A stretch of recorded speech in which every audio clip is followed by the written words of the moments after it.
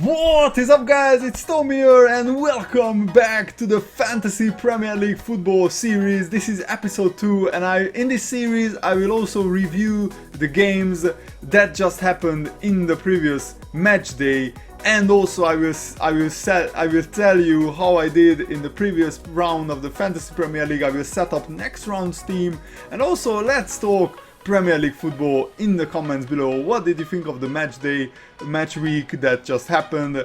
Which was, the highlight for you? For me, it was how Liverpool played in the second half at Arsenal. So I made a few changes to my team before the game week began, and I had a big dilemma. Should I go with Harry Kane or Zlatan Ibrahimovic? And in the end, it looks like I did the wrong decision. I picked Harry Kane, but the reason why I picked Harry Kane was that I didn't think that Zlatan would hit the ground running in the Premier League. Harry Kane scored quite a few goals in pre-season, but to be fair to Ibrahimovic, he also scored in every game so far he played for Man United.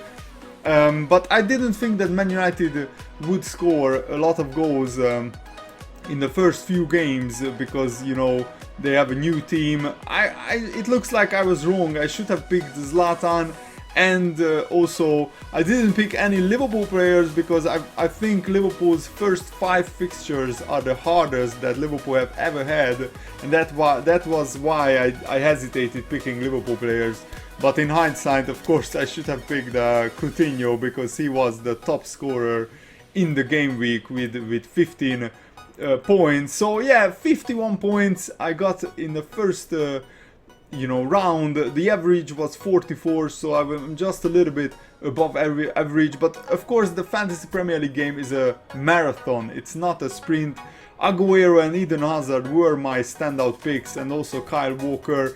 And I made a mistake. I picked Fischer because he scored in pre-season for Middlesbrough, but he didn't even get off the bench. I think I should substitute Fischer, and what I actually did, I substituted him for one of the informed players of game week 1 who is very cheap, and I suggest you picking him up. Robert Snodgrass. He got 10 points in the first round, and every time he played in the Premier League, as you can see in the 2012-13 season, he got 6 goals and got 9 assists, and next season he got 6 goals and got 2 assists, so he is capable of scoring, and his value I think is just £5.5 million, which is not a lot of money. But if you take a look at the best performers, Coutinho, Lallana and Martial, these were the best performers.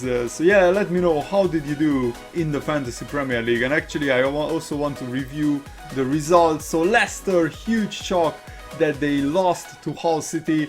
In my opinion, Leicester should have scored 2 or 3 goals in that game, watching the highlights, but Hull kept the defense solid. Mahrez and Vardy missed some big chances, and that almost always gets punished because Leicester got on the back foot in the second half. Hull City scored with an amazing bicycle kick, and even though they equalized, Leicester at the beginning of the second half, Hull City got another one through Snodgrass, a bullet shot. Burnley got off to a very bad start, losing at home to Swansea.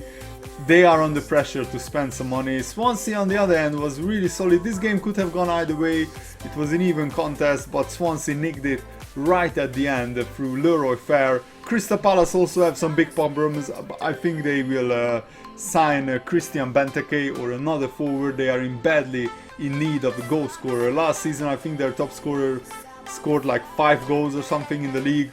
West Brom, usual Tony Pulis performance, really solid at the back, awesome at set pieces, and they scored after a set piece. Salomon Rondon, he would have been a really good pick as well.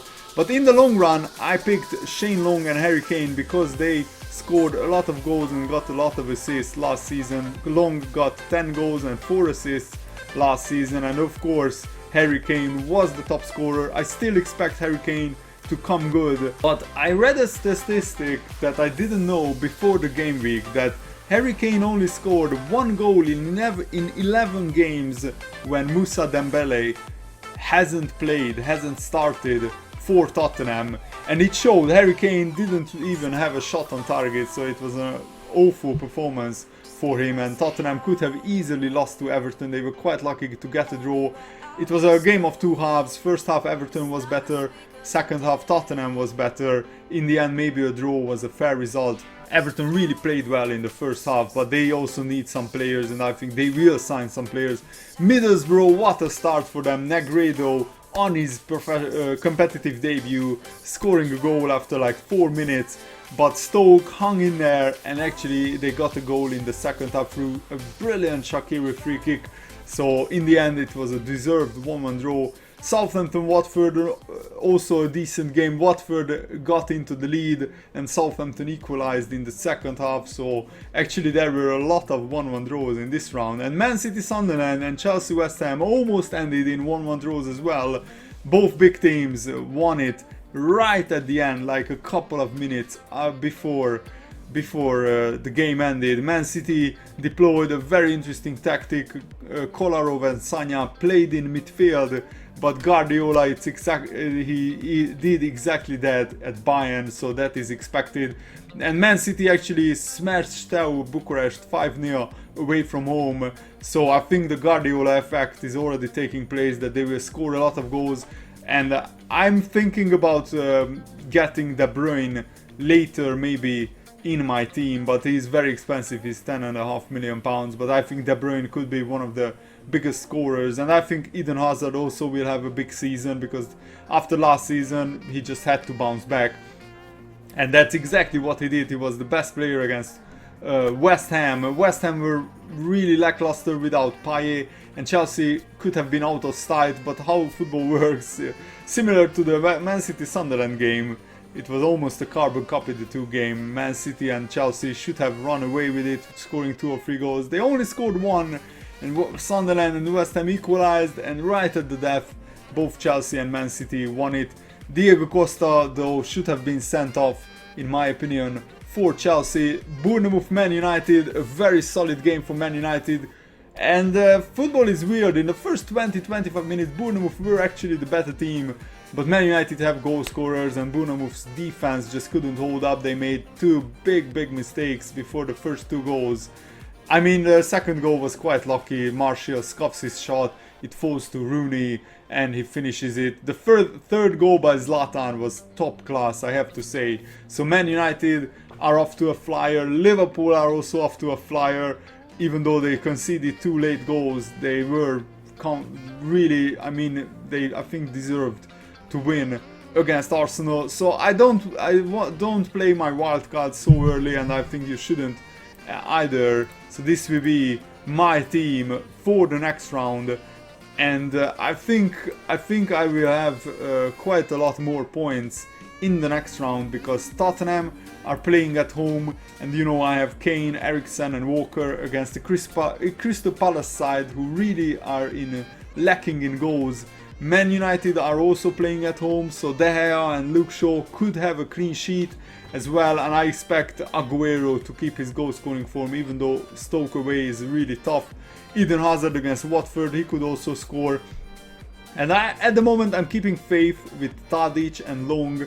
I expect Southampton to be good this year, maybe not as good as last year, but of course after 2 or 3 game weeks you could see who the form players are, and maybe you could make a couple of transfers. But this is what is fun about this series, and also I wanted to show you my leagues and how they look like. So at the moment, walking in Memphis, Todd Collister is the leader in my league, and he got a whopping 83 points in the first round.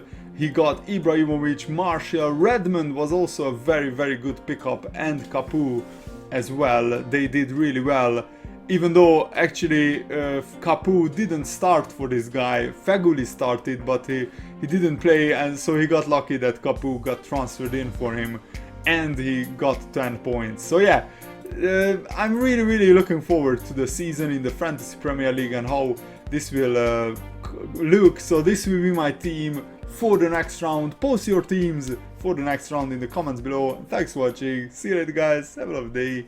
Goodbye.